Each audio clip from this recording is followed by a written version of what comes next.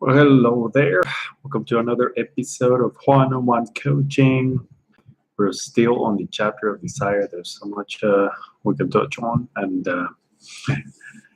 let's get on with it. In the prior episode, I talked to you about the 6 steps to increase your desire or to properly do goal setting and goal achieving. This time around, I'm talking a little bit about failure, which is something he mentions several times throughout the book.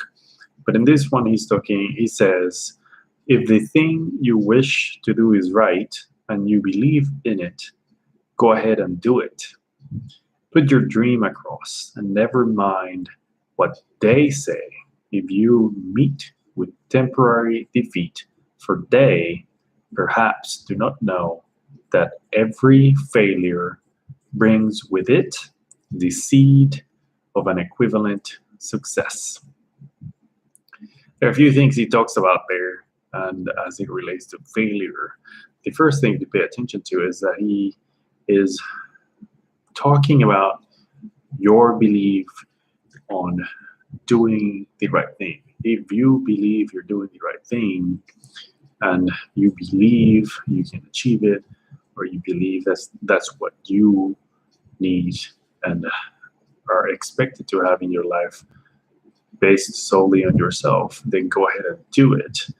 And don't be afraid to fail. It's going to happen. It's bound to happen because most of the times we want things that we have never done before. The things that we truly want are things that we've never done before. An example, it's just me trying to be an entrepreneur, be a coach, be self-employed. I never thought about it until I was told I was going to be laid off, and the idea just came out of inspiration, in a sense, out of something that I just felt seemed like the proper thing to do, and that's why I'm working through that.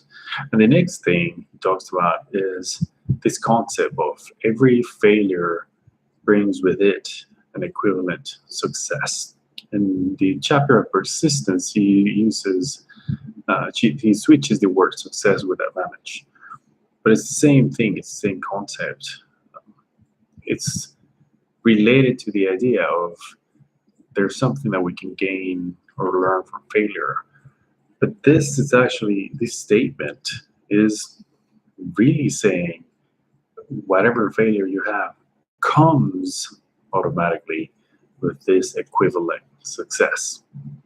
And it wouldn't necessarily be something directly related to the failure or to the specific situation. It could come from other different ways. It could come from opening new doors or creating a new idea to reach your goal, or it helps you meet somebody new.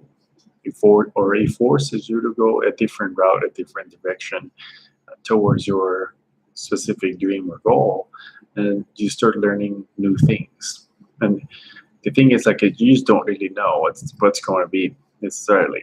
Yes, you can learn. That's for certain something that allows you to achieve success. It's the zone to in the direction that you want, but it could also be other things. And I think, in a sense, it's just a way for us to understand that by law of opposites, there's up, down, left, and right, in and out. And in this situation, there's failure and success, and they come together. And it's difficult to see while it's happening, or as soon as it happens, or right after it happens, because there's pain, there's frustration, there's doubt, there's worry, there's stress. But it seems to me that all my lessons, the biggest ones, have come from a specific thing that I consider a failure or a challenge or an obstacle. And it seems to be the most useful events. So I think the process here is to pay attention when you fail. Pay attention to the things that you've learned, to the people that you meet, to the ideas that you create or generate when it happens. Because most likely those are new directions, new processes, new stepping stones towards where you are headed. And be assured that when you fail, there's a part of that specific situation that it's going to propel you to succeed. And that's a message for today. So I'll see you in the next one. Bye.